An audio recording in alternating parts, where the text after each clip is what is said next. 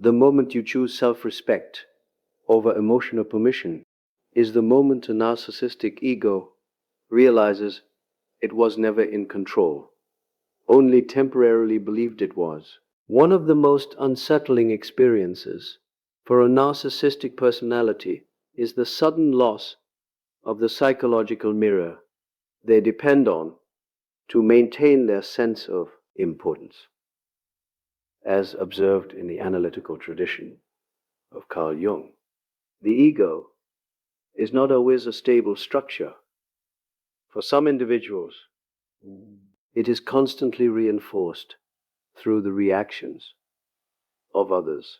Attention, admiration, even emotional conflict can serve as confirmation that they occupy a central position in someone else's inner world. Your presence, your patience, your willingness to engage, these elements unconsciously become part of the mechanism that sustains their self-image. When you decide to walk away, something subtle yet profound occurs. The reflection they relied upon disappears. There is no longer a familiar response validating their authority, desirability, or emotional influence. In many cases, this absence is more destabilizing than direct confrontation because it introduces silence where reassurance once existed. Silence does not argue, defend, or explain. Silence simply withdraws participation. And without participation, the illusion of dominance begins to weaken.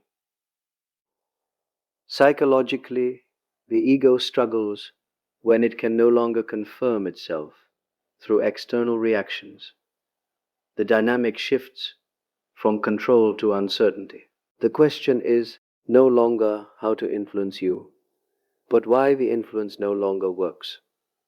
This creates a form of internal tension, because the identity built upon constant affirmation must now face the possibility that its power was never as absolute as it seemed. When you remove yourself from the role of emotional mirror, you are not simply leaving a relationship, you are dismantling a structure that depended on your reflection to survive. And sometimes, the most powerful statement you can make is the one you express by no longer participating at all. Control, in this dynamic, is rarely expressed in obvious or forceful ways. It often appears through subtle expectations, an unspoken assumption that you will remain available, emotionally responsive, and psychologically invested, regardless of how you are treated. In the framework often associated with Carl Jung, the ego seeks stability, and for some individuals, that stability is maintained through predictability in others. When your reactions become predictable, your presence becomes something that can be anticipated, and eventually, something that is taken for granted. Over time, this predictability reinforces the illusion that your role is permanent, that your loyalty is guaranteed, and that your boundaries can be negotiated or quietly ignored. Your decision to walk away interrupts this illusion in a profound way. It introduces uncertainty where certainty once existed. The narrative shifts from assumed control to unexpected autonomy. Suddenly, the pattern no longer repeats itself. The emotional responses that once followed familiar scripts are replaced by silence, distance, or clarity. This moment forces a psychological confrontation with limits that were previously denied. Control, when challenged, often reveals itself to have been less stable than it appeared. What makes this shift so significant is not the act of leaving itself, but what the act represents. It communicates that participation is a choice, not an obligation. It reveals that influence has boundaries. And perhaps most importantly, it demonstrates that self-respect can override fear of conflict or fear of loss. The ego, accustomed to consistency, experiences this break in pattern as disorientation because it can no longer rely on the same psychological leverage. When you choose autonomy over compliance, you redefine the dynamic entirely. And in doing so, you reveal a truth many people overlook. Real power is not proven by control over others, but by the courage to reclaim control over yourself. There is a common assumption that confrontation is the most powerful way to assert independence. Yet psychologically, confrontation often keeps two people bound within the same emotional structure. Conflict still requires engagement. It requires energy, explanation, reaction. And for a personality that seeks validation through influence, even negative attention can serve as confirmation that their presence continues to shape your inner world. In analytical psychology, often associated with Carl Jung, what maintains a psychological pattern is not always agreement, but participation. As long as emotional intensity exists, the connection remains active. Indifference, however, introduces a very different signal. It does not attempt to prove, persuade, or retaliate. It simply removes emotional availability from the equation. This can feel counterintuitive because many people believe they must explain their decision in order to be understood. Yet over-explanation often keeps the dynamic alive, providing opportunities for reinterpretation, negotiation, or subtle manipulation. When emotional reactions are no longer easily accessible, the usual strategies lose their effectiveness. The familiar pathways to regain influence begin to close. Calm detachment communicates something deeper than anger ever could. It suggests that your sense of stability no longer depends on being acknowledged, validated, or agreed with. This quiet shift changes the psychological atmosphere. Instead of reacting to provocation, you begin to observe it without internalizing it. The absence of emotional urgency weakens the mechanisms that once relied on provoking responses. What often unsettles the ego most is not rejection, but irrelevance. When your attention is no longer governed by the need to respond, the dynamic loses the tension that once sustained it. And in that stillness, a deeper realization emerges. When you stop feeding the pattern begins to lose its power. When boundaries are introduced into a relationship shaped by entitlement, something revealing begins to occur. Healthy confidence understands limits. It recognizes that mutual respect is the foundation of any meaningful connection. Entitlement, however, interprets limits as a personal offense. It assumes that its needs should be prioritized, that exceptions should be made, and that tolerance should be extended indefinitely. In the psychological perspective, often associated with Carl Jung, the ego resists anything that threatens the image it has constructed about its own importance. Boundaries challenge that image, not through aggression, but through quiet clarity. When you begin to say no without apology, when you refuse to accept behavior that undermines your sense of dignity, you create a distinction between genuine confidence and the expectation of special treatment. This distinction is subtle but powerful.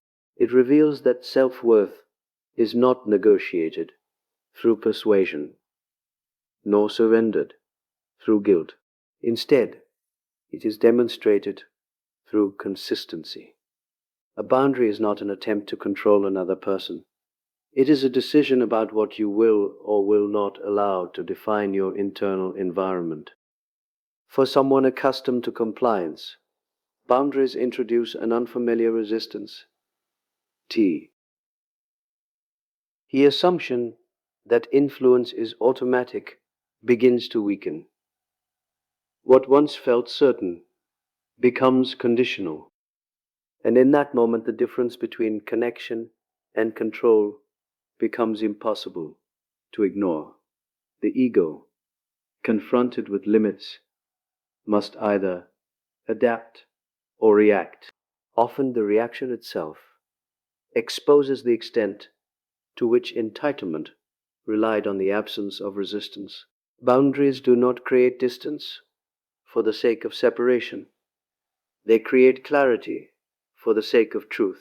They remind both individuals that respect cannot exist where self-respect is absent.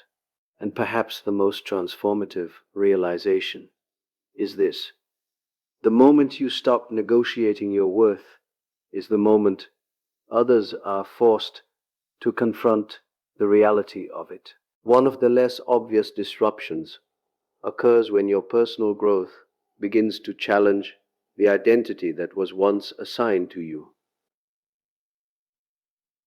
In many psychologically imbalanced dynamics, roles are quietly established over time.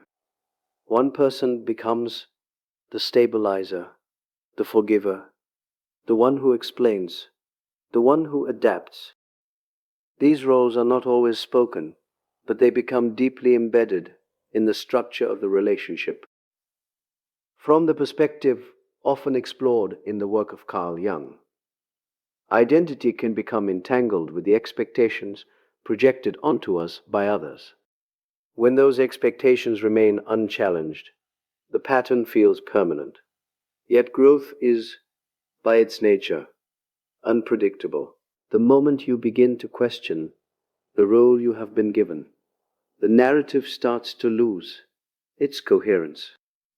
You may become less reactive, less willing to justify your emotions, less inclined to accept interpretations that diminish your experience. This does not happen through rebellion alone, but through awareness. Awareness introduces choice, and choice introduces change. The version of you that once maintained the dynamic begins to evolve into someone less dependent on approval and more aligned. Why? The inner stability. For a narcissistic ego, this shift can feel deeply destabilizing because the familiar script no longer produces the expected outcome. The person once perceived as easily influenced now appears grounded, self-directed, and less available for psychological negotiation. This creates a kind of tension, not because conflict is desired, but because the old narrative can no longer accommodate the new reality. Growth exposes the illusion that control was ever truly secure. When you outgrow the role someone expected you to play, you reveal a deeper truth about human development. Identity is not something others define for you. It is something you consciously claim.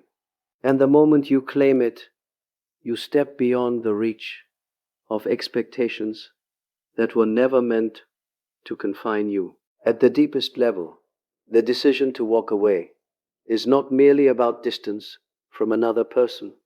It is about proximity to yourself. Self-respect signals a form of psychological independence that cannot easily be influenced, negotiated, or reshaped by external pressure. In many relational dynamics, attachment becomes confused with obligation, and emotional endurance is mistaken for strength.